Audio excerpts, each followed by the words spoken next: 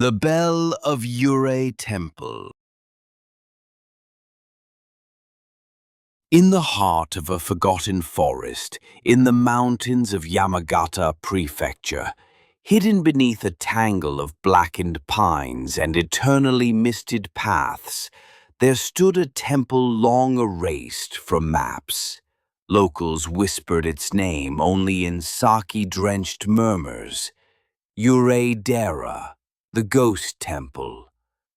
No priest had served there in generations, and no traveler who stepped past its crumbling torii ever returned the same, if they returned at all. They say the temple bell still rings on certain nights, though no wind stirs the trees and no human hand dares pull the rope. It was late autumn when Akari, a young folklorist from Tokyo, came to the nearby village of Yachiho to document rural legends.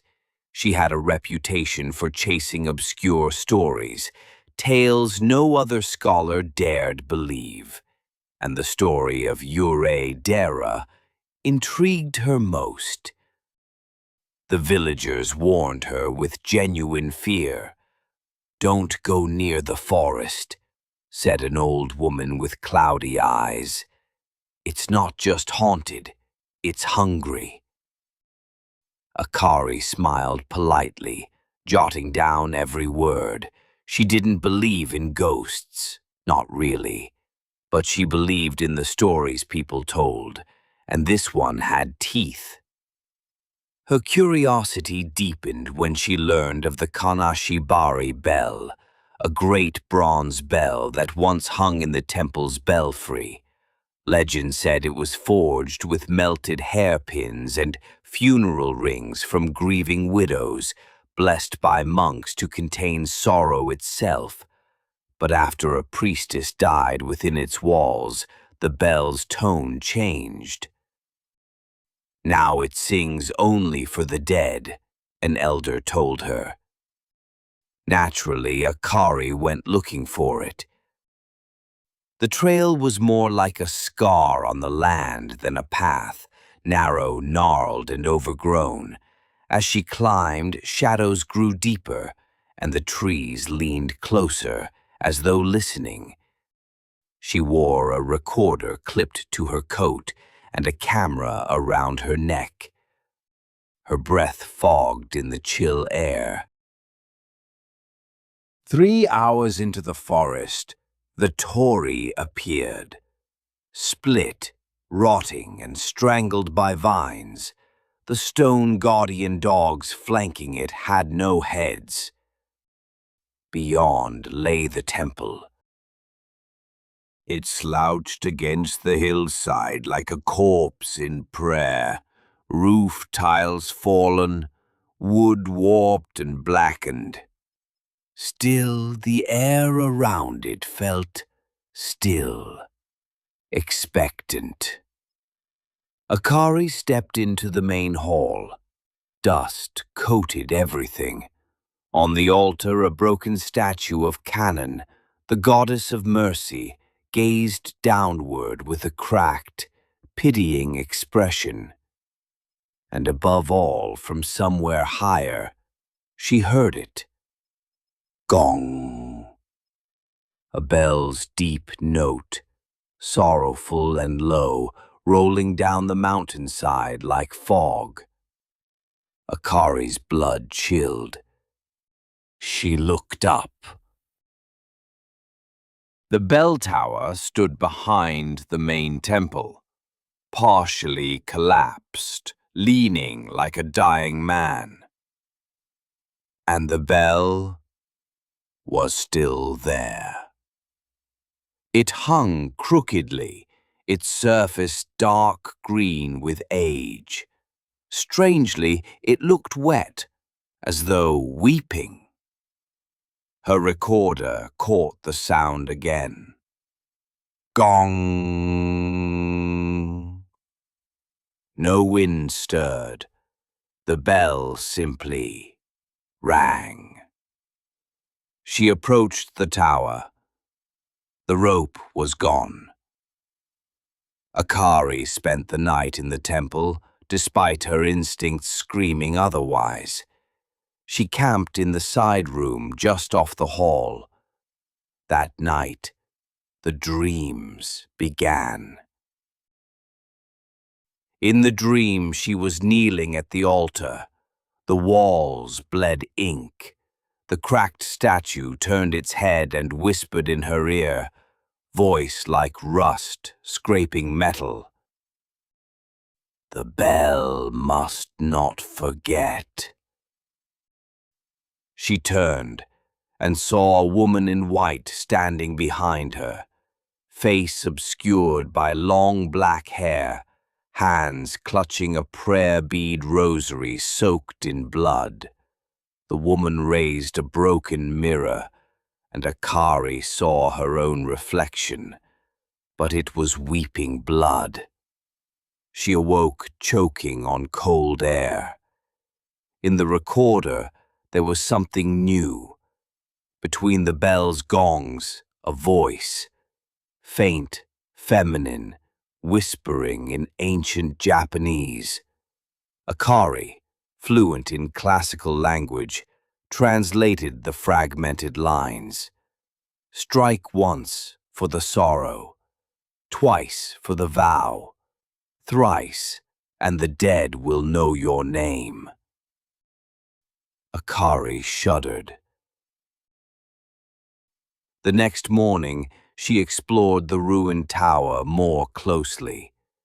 Beneath the bell, hidden in rotting tatami, she found a trapdoor.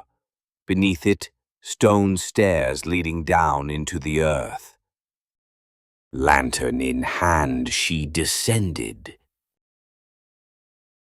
The air grew damp, metallic.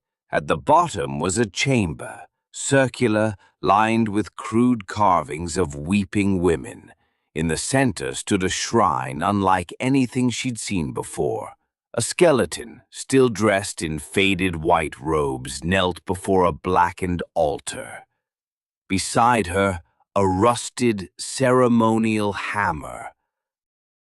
Akari recognized the robes from old drawings. This was a Kanushi, a shrine maiden, a priestess of the bell, and this must be her tomb. The walls were covered in kanji, scratched in haste. One phrase repeated dozens of times. Do not ring the bell a third time. Suddenly, above her, the bell rang again. Gong. She hadn't touched it. Gong. Twice. And then, silence. Akari fled the chamber, heart racing, unsure if it was fear or the cold or something darker that clawed at her throat. She should have left, but she needed answers. That night, the third dream came. The forest was burning.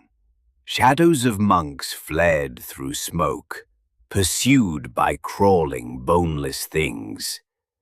The priestess knelt before the bell, chanting frantically, blood pouring from her eyes.